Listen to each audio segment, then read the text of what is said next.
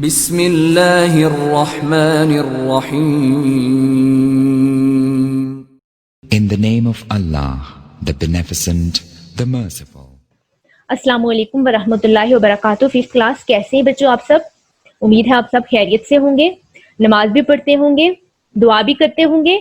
हमारे लिए भी दुआ कीजिएगा, अपनी दुआओं में याद रखिएगा हमें भी। तो बच्चों अब हम बुक की तरफ आते हैं, अपनी पढ़ाई का आगाज करते हैं। बिस्मिल्लाहिर्रहमानिर्रहीम। मैं जो दुआ पढ़ूंगी आप भी मेरे साथ वो दुआ पढ़िए। या रब्बी जिदनी इल्मा, या रब्बी जिदनी इल्मा, या रब्बी जिदनी इल्मा। ठीक है बच्चों? तो बच्चों अब आप नोटबुक और पेंसिल लेके साथ बैठ जाइए। मैं जो कुछ लिखूंगी आप भी साथ लिखते जाइएगा। आज हम ग्रामर पढ़ेंगे, उर्दू ग्रामर। ठीक है, उर्दू ग्रामर पढ़ेंगे। उर्दू ग्रामर में क्या मतलब, कोई भी जुबान जब हम सीखते हैं, कोई भी जुबान सीखनी हो तो पहले हम हुरूफ पढ़ते हैं। ठीक है बच्चों? तो उर्दू के हुरूफ को हम हुरूफ तहज्जी कहते हैं। हुरूफ तहज्जी, उर्दू के हुरूफ को हम क्या कहते हैं? हुरूफ तहज्जी। ठीक है, तहज्जी। ठीक है, जैसे इंग्लिश में आप, जैसे कि इंग्लिश के हुरूफ के नाम है, क्या नाम है? अल्फाबेट्स। ठीक है, तो ऐसे ही उर्दू का नाम है, उर्दू के हुरूफ का नाम है हुरूफ तहज्जी। आपको तो आती होंगी हुरूफ तहज्जी, हुरूफ तहज्जी तो आपको आती होंगी। फिर है दो या दो से जायद हुरूफ को खास तरतीब से लिखने से क्या बनता है? लफ्ज बनता है। ठीक है, लफ्ज बनता है दो या दो से जायद हुरूफ को जब हम तरतीब देते हैं। मसलन लफ्ज की डेफिनेशन भी आप लोग लिख लें। दो या दो से जायद हुरूफ, हुरूफ खे का नुक्ता, अच्छा हुरूफ, हाँ सॉरी बच्चों, हुरूफ को खास तरतीब से लिखने से, खास तरतीब से लिखने से लफ्ज बनता है, लफ्ज बनता है। ठीक है बच्चों?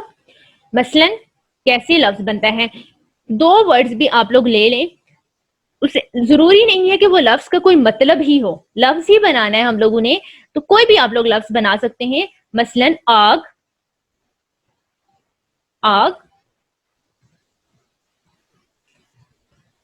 दिन, हम, तुम, बहुत से बनते हैं, हम, तुम, इस, ये वगैरह सब कुछ। ठीक है, ये लफ्ज है। ठीक है, अब हमने लफ्ज तो पढ़ा है, हाँ ये कम से कम दो लफ्ज बनते हैं इसे, दो हर्फ, दो हुरूफ। ठीक है, दो हुरूफ से बनता है ये लफ्ज। ठीक है, कम से कम। ठीक है बच्चों? अब आगे लफ्ज की इकसाम कितनी है? लफ्ज की दो इकसाम है जो कि एक मानी दे। मैंने आपको बोला ना, जरूरी नहीं है कि लफ्ज का कोई मतलब कोई मानी ही दे, मानी भी देता है और मानी नहीं भी देता। ठीक है, ऐसे ही आगे लफ्ज की दो इकसाम है, जो एक है कलमा और दूसरा है मुहम्मल। एक तो मानी दे रहा है और दूसरा मानी नहीं दे रहा। ठीक है, इसकी दो इकसाम है, कलमा, दूसरी इकसाम इसकी है मुहम्मल। ठीक है, मुहम्मल। ठीक है, मुहम्मल। आगे है कलमा। कलमा की क्या डेफिनेशन है? कलमा किसे कहते हैं? कलमा, बामानी लफ्ज को कलमा कहते हैं। बामानी लफ्ज को कलमा कहते हैं।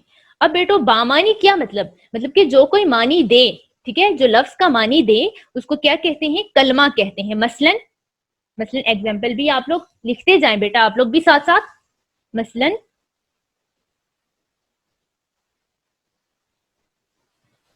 लड़की,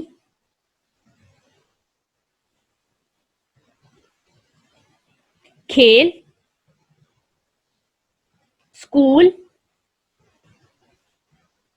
किताब। ठीक है, ऐसे बहुत से वर्ड्स बनते हैं, स्कूल, अदाब वगैरह, ये सब कुछ। ये हाँ, को, से, में, ने, ये सब क्या है?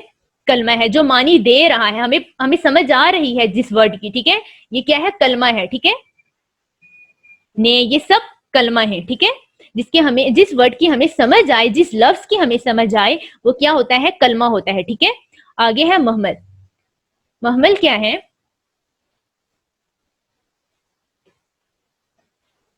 जी बेटा, आगे महमल, महमल देखें। महमल की डेफिनेशन है वो लफ्ज जिसके कुछ मानी ना हो, वो लफ्ज जिसके कुछ मानी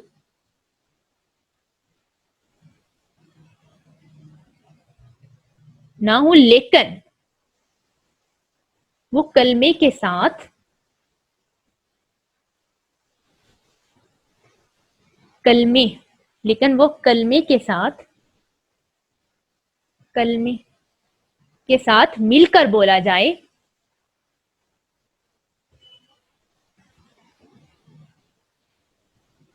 और मानी दे, और मानी दे, मुहम्मल कहलाता है, ठीक है बेटा। मसलन वो, इसका वर्ड है कि वो ऐसा वर्ड जो कि मतलब उसका कोई मानी नहीं, लेकिन जब वो कलमे के साथ मिल जाए तो कुछ मानी दे, ठीक है। जब वो कलमे के साथ मिलेगा तो मानी देगा कि क्या ये जुमला क्या बन रहा है, ठीक है। इसको क्या कहते हैं, मुहम्मल, ठीक है। मसलन टाल मटोल, इसमें टाल जो है मतलब ये मानी दे रहा है, आगे है मटोल, ये मानी नहीं दे रहा, ठीक है। लेकिन लेकिन जुड़ के मानी दे रहा है कि टाल मटोल, ठीक। मटोल का कोई मतलब नहीं है, मानी नहीं दे रहा, ठीक है, लेकिन कलमे के साथ जुड़ रहा है, ठीक है। आगे है गपशप। गपशप हो गया, शप का कोई मतलब नहीं होता, गप का तो मतलब है, शप का नहीं। जैसे पानी हो गया, शानी, शानी का कोई मतलब नहीं। चाय हो गई, शाय, इसका कोई मतलब नहीं, ठीक है। ठीक है बच्चों, आपको समझ आई है? आगे देखें।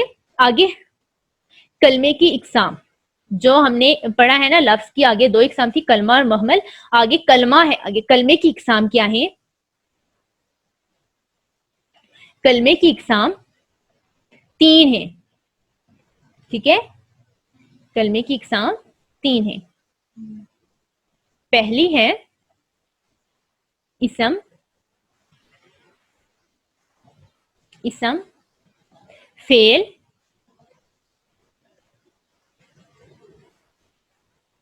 फेल, आगे हर्फ, हर्फ, ठीक है। अब आगे इसम। इसम किसे कहते हैं? इसम क्या है? वो कलमा, इसम क्या है? वो कलमा जो किसी शख्स, चीज, जगह या जानवर का नाम हो, इसम कहलाता है, कहलाता है, ठीक है। मसलन मतलब खास शख्स, कोई खास शख्स हो, या कोई खास चीज हो, या कोई खास जगह का नाम, या कोई खास जानवर हो, ठीक है। हमने खास खासी लगाना है इसमें। मसलन मसलन आप किसी भी शख्स, जगह या चीज या जानवर का नाम लिख सकते हैं। मसलन इस्लामाबाद, इस्लामाबाद,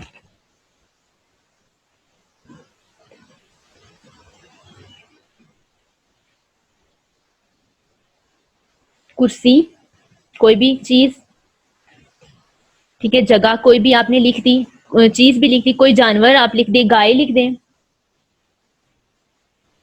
गाय, ठीक है बच्चों। किसी किसी शख्स, अब शख्स रह गया, किसी शख्स का नाम लिख लें।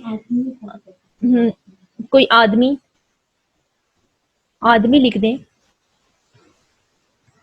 ठीक है। ठीक है बच्चों, इसम हो गया है, ठीक है। किसी भी शख्स, जगह या चीज का नाम को इसम कहते हैं, ठीक है। आगे है फेल। दूसरा है फेल। वो कलमा, फेल का है वो कलमा जिससे किसी काम का करना, जिससे किसी काम का करना या होना जाहिर हो, उसे फेल कहते हैं।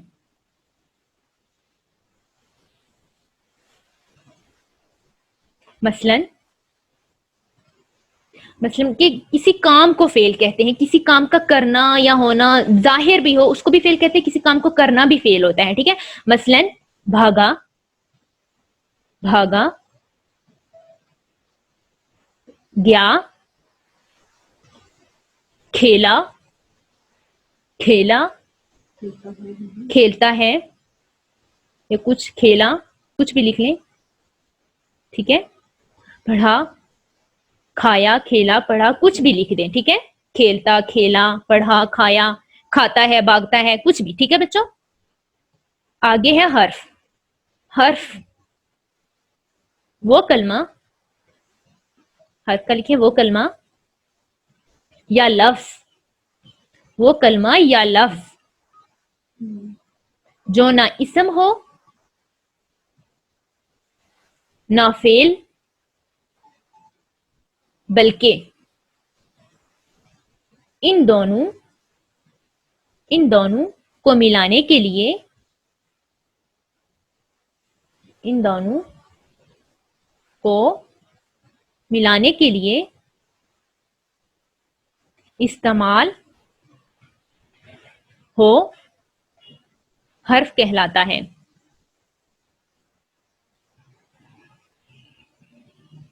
इसका क्या मतलब हुआ बच्चों? ना ये कोई या ये कोई इसम हो, मतलब कि कोई चीज, शख्स, जगह, नाम, ये कुछ ना हो, ना कोई फेल हो किसी काम का करना, ये भी नहीं।